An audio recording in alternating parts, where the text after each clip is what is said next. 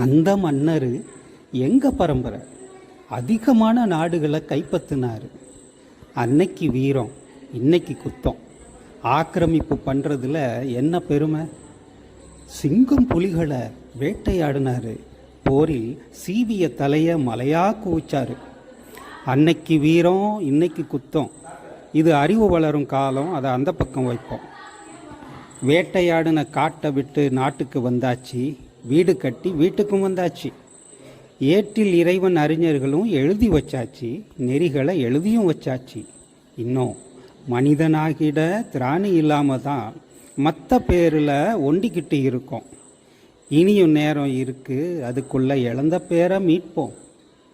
ஒரே மண்ணில் படைச்சேன்னு இறையோன்னு சொன்னால், நீ ஊருக்கிரும்பு நெருப்பு நீரில் வந்தேன்னு சொன்னால், ஊடுருவினால் அறிவியலும் கை கொட்டி சிரிக்கும். இது உயர்நிலையின் மானிடத்தை கீழேயே வைக்கும்.